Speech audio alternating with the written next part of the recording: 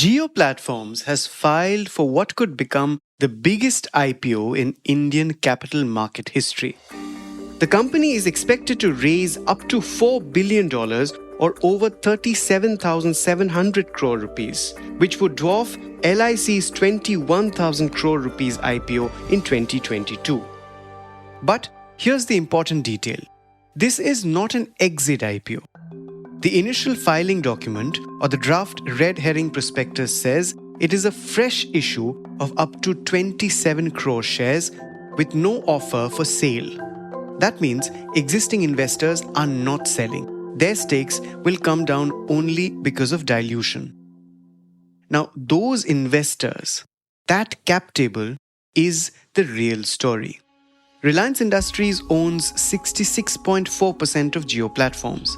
The remaining one-third is held by a global roster of 13 tech and financial giants: Meta, Google, Saudi Arabia's Public Investment Fund, KKR, Silver Lake, Mubadala, Vista Equity Partners, General Atlantic, Abu Dhabi Investment Authority or ADIA-backed entities, TPG, Intel, Qualcomm, and El Caterton. Financially, Jio enters the market with scale. Over 500 million customers, the world's biggest 5G base outside of China, leadership in fixed broadband, and strong cash generation. But investors will also question things like telecom tariff dependence, capex intensity, and whether new businesses can deliver meaningful profits. Also, its new bets are ambitious. AI services, cloud, 5G densification, fixed broadband, and most interestingly, a sovereign low Earth orbit satellite constellation. So, in this episode, we ask, is Jio still a telecom company or India's biggest tech platform? Can AI, satellites, and cloud justify its super premium valuation? And what does its next act look like? Listen on, it's Tuesday, the 23rd of June. I'm Anirban Chowdhury. This is the Morning Brief.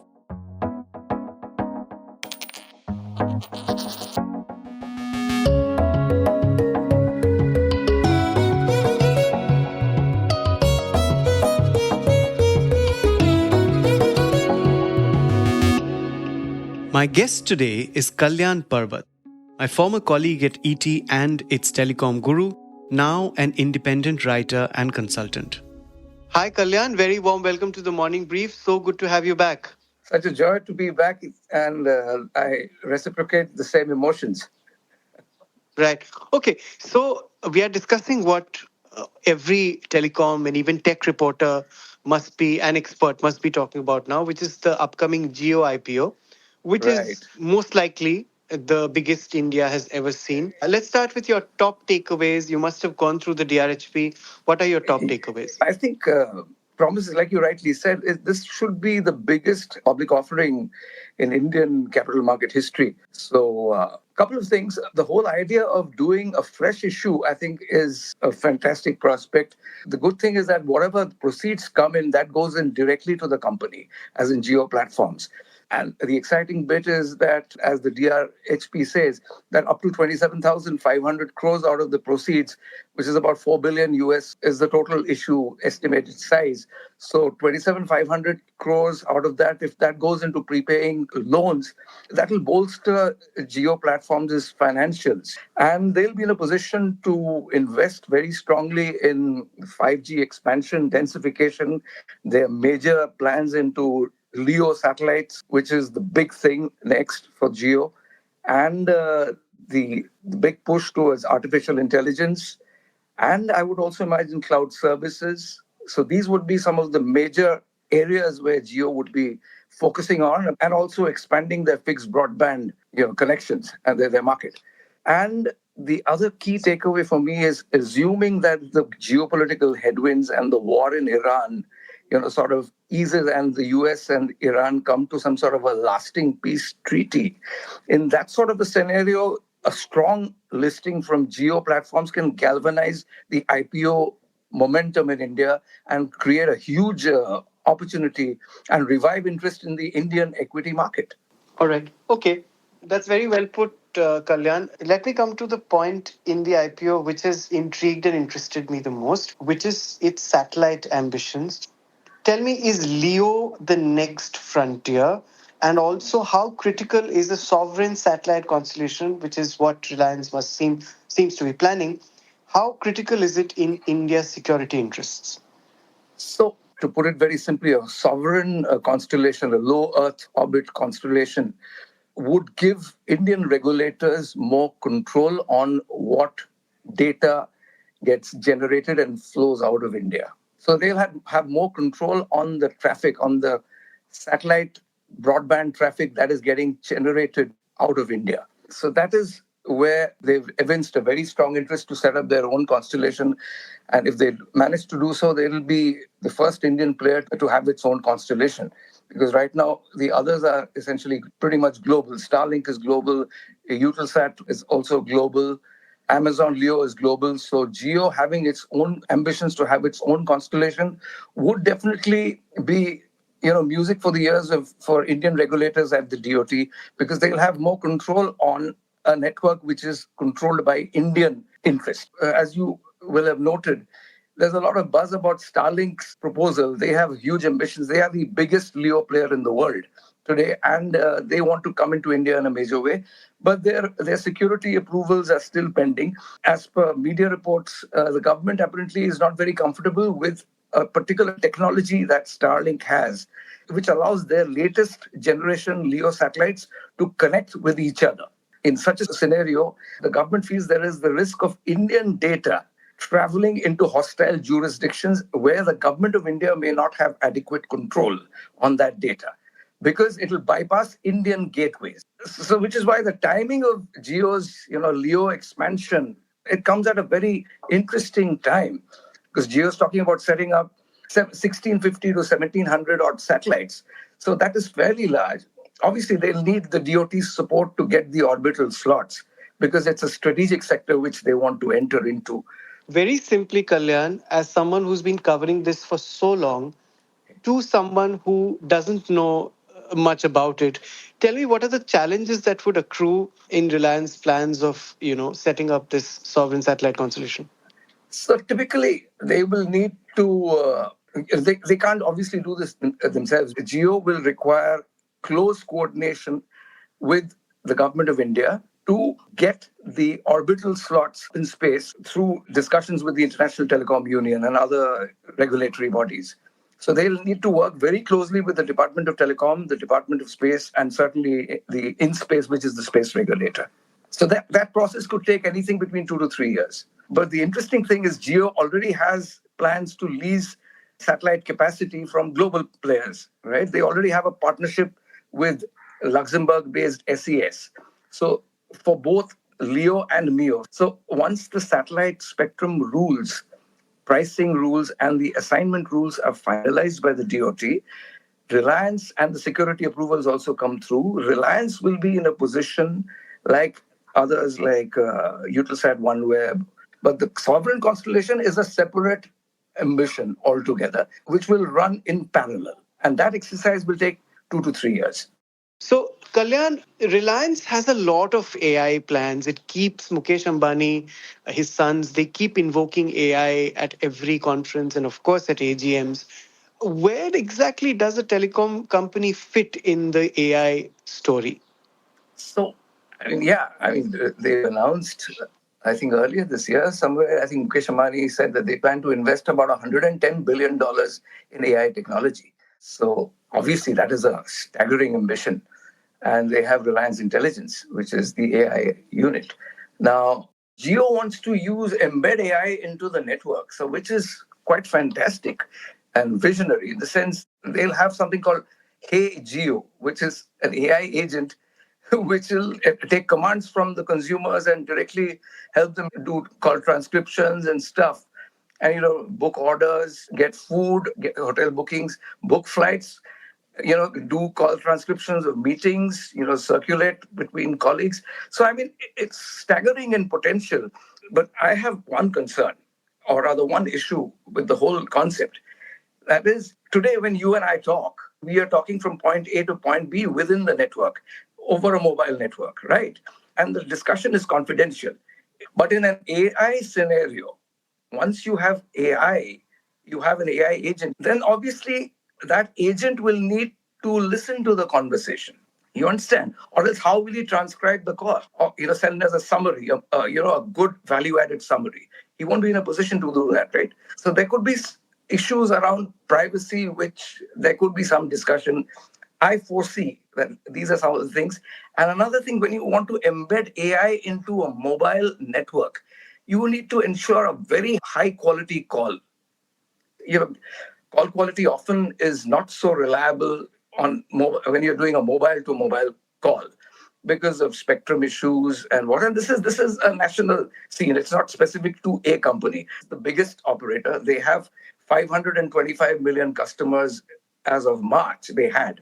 So they have a huge body of consumers, out of which nearly 270 million are on 5G, and the data consumption is massive. So there's a lot of load on the network. So these are some of the concerns which I guess Jio will, I'm sure they will address before they go for massification of AI on a network. Let's come to 5G. Tell me about the global business opportunity for Jio, especially in terms of leveraging its indigenous 5G stack. How Yes. does it plan, do you think, to offer its in-house 5G tech to global operators, and how will this pan out?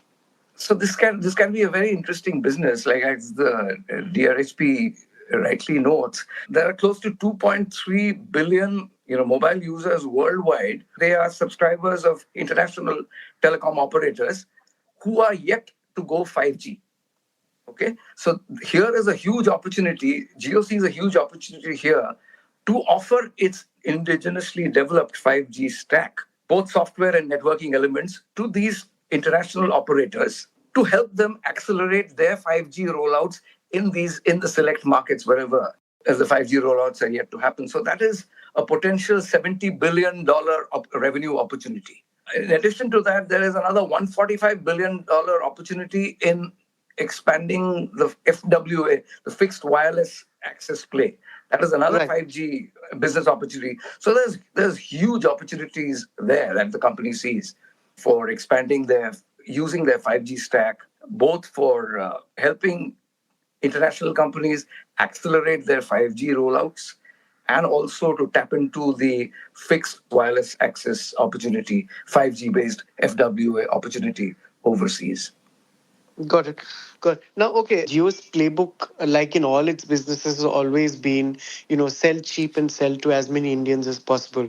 So Jio has 500 million users, but still ARPU remains stubbornly low. Now, all this was fine until it was not in the public markets. Now that it will be, do you think it will be a problem when it faces public market investor scrutiny? Yeah, I don't foresee problems, but in fact, they were the guys who took the lead in boosting in jacking up tariffs. So they're pretty focused on boosting ARPU right now. There is a strong possibility of the next tariff hike coming around in the second half of FY27. So a 15 to 20% hike, a tariff hike, industry level hike, which everybody is talking about. So if that happens, ARPUs should be northbound.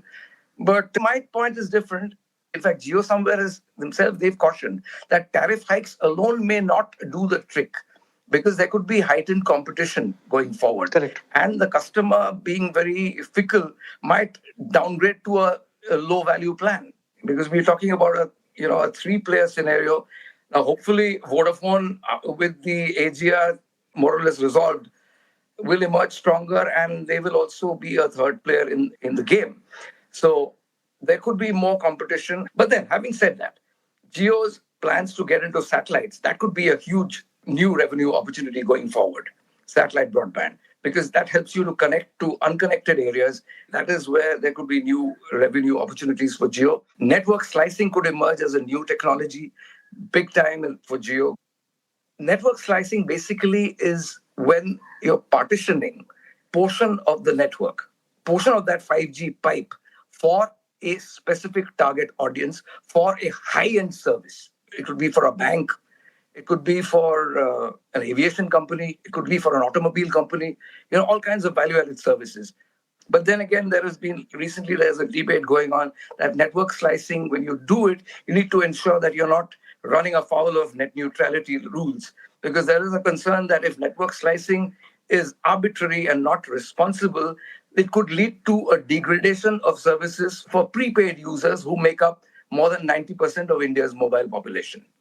So I'm sure those are things that Jio or anybody else would be mindful. And in fact, somewhere in the red herring prospectus, Jio, I think they mentioned somewhere that net neutrality issues would be critical before they, commercially roll out slicing applications for premium 5G services or for enterprise applications. Yeah. Kalyan, finally, last almost 10 years, how has Jio managed to change India's telecom sector? And how do you see the next 5 years post listing panning out? Actually, a fascinating time in the sense Jio was responsible for the data revolution in India. It single handedly made data, the new oil, as they said, as Mukesh Ambani had said. So data is the new oil. So now going forward, they would want to be playing an equally important role in the proliferation of satellite broadband through their LEO networks, whenever that happens, maybe in 2 years. And I would also expect Geo to play a very exciting role in spreading fixed wireless broadband.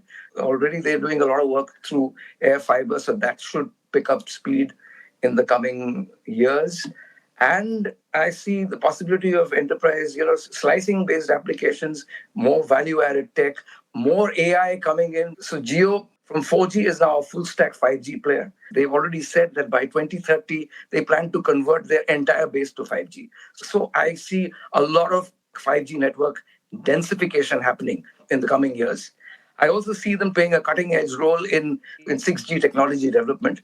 So I see Geo playing a major role in expanding 5G mobile broadband, in expanding 5G fixed wireless, in expanding satellite broadband play through LEO, and in taking AI for the masses, provided, like I said, issues around privacy, trust, those I'm sure will be addressed by the company in the best interest of the Indian consumer. Kalyan, thank you so much for joining us. My pleasure. In the last decade, Jio transformed India's telecom market. Now it is asking investors to fund its next transformation. But the public investor is ruthless and, as a collective force, most often unerring.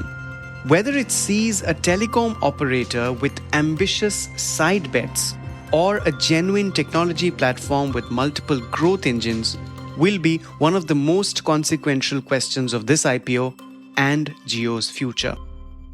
That's it for today. You were listening to this episode on The Morning Brief. It was produced by me, sound designed by Rajas Naik.